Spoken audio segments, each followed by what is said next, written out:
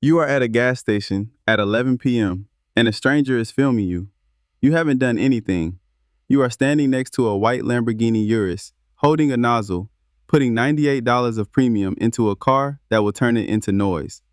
The man across the pump has his phone up sideways. He isn't asking.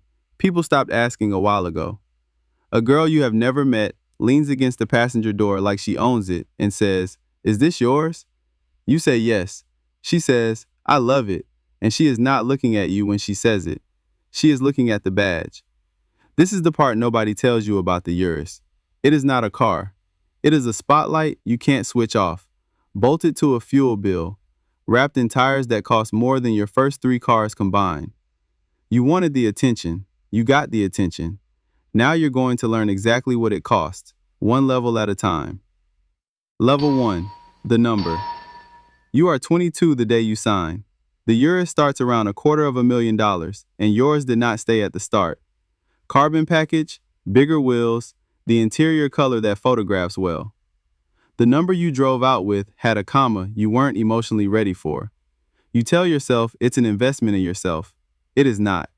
A twin-turbo V8, 641 horsepower, and a depreciation curve shaped like a ski slope.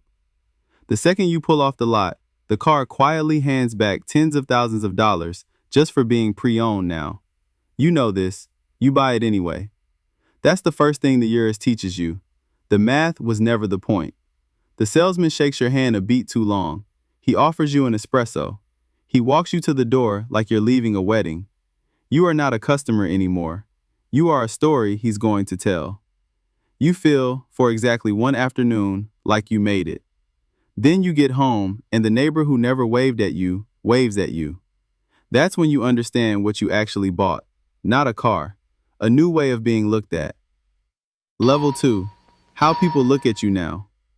You are the same person you were last month. You are treated like a different one. The valet at a restaurant you couldn't get into before parks it in the front, at an angle, facing out, like a piece in a display case.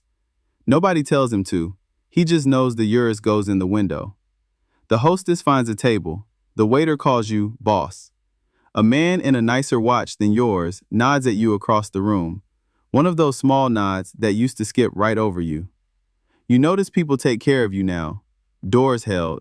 Coffee comped. On the house, man. Love the car. A cop pulls up beside you at a light, and instead of the look you were braced for your whole life, he just wants to know if it's the Performante. You say no, the S.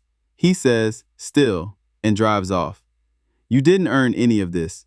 The car earned it and let you stand next to it. Here's the deadpan truth. The respect is real, and it is not for you. You could swap places with the guy filming at the gas station, and the respect will follow the badge, not the man. You know this in level 2. You spend levels 3 through 6 pretending you forgot. Level 3. The girls the car introduces you to. You never used to meet people at gas stations. Now you meet a specific kind. Her name is Bianca. She appears next to the car, not next to you. First question, what do you do? Not, how are you? What do you do? Meaning, what makes the payment? You say you're in business. She says, I can tell, and you both let the lie sit there because it's comfortable. The pattern reveals itself fast. She only texts on Fridays, and the texts are logistics. Where are we going? Can we take the Lambo? She always says, the Lambo, never your car. She wants to be photographed getting out of it more than she wants to be in it. One night, you take your other car, the normal one, the sensible one, and she goes quiet in the passenger seat like the volume got turned down on the whole evening.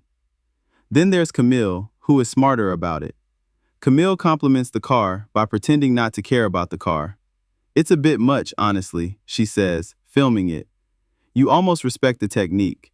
You run a small experiment because you're bored and a little cold about it now. You tell one of them, casually, that you're thinking of selling it. You watch her face do the math in real time, the fast, involuntary recalculation of how interested she is allowed to be. She recovers in about a second and a half, but you saw it. You always see it now. The car didn't get you the girl. The car got you a mirror, and the mirror is honest, and the honesty is not flattering to anyone, including you. Level 4. The maintenance nobody posts. The camera phones stop at the driver's door. They never make it to the invoice. An annual service on an Urus is not an oil change. It's a ceremony with a bill to match, often 4 figures before anyone touches a real part.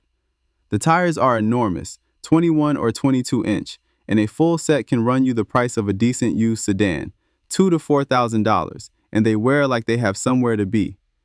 If you option the carbon ceramic brakes, pray you never need them replaced, because a full brake job on those can climb into 5 figures and ruin an entire month for you. Premium fuel only, and it drinks. Insurance quoted you a number that made you laugh, then didn't.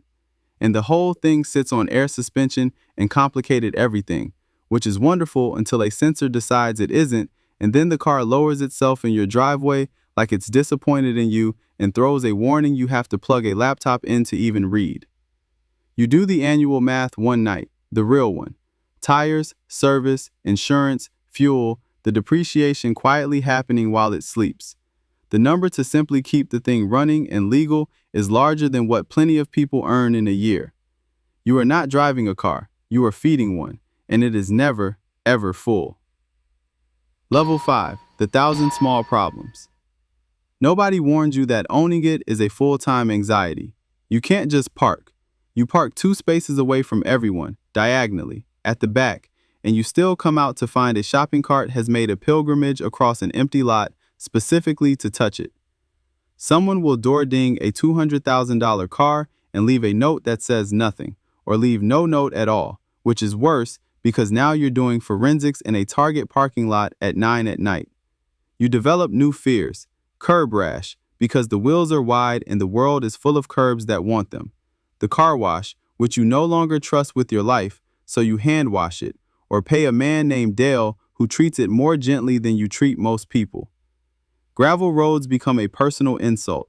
A pebble on the highway sounds like a gunshot and costs like one. You flinch. You, a grown adult, flinch at a rock. And the attention you wanted in level 1 curdles a little. A guy revs next to you at every light, wanting a race you're not going to give him in a 2.5-ton SUV. Strangers film you doing nothing. Someone yells, "How much?" out a window like it's a personality. You start to miss being invisible. You had it your whole life for free, and you traded it, and there's no receipt for that one. Level 6. What it actually cost. You are 25 now, and you finally understand the trade you made. The Urus gave you exactly what it advertised. The valet spot. The nod from the man with the better watch. Bianca on a Friday. The way a room adjusts when you walk in smelling faintly of premium fuel. All real, all delivered. The car kept its side of the deal. But you also learned the fine print. That the respect was rented and the badge held the lease. That the girls the car introduced you to were introduced to the car and you were the +1 at your own dinner. That the machine cost you a salary a year to stand still and repays you in flinching and warning lights and a stranger's phone. You don't hate it. That's the cold part. You'd probably do it again. You just stop lying about what it is. It isn't freedom.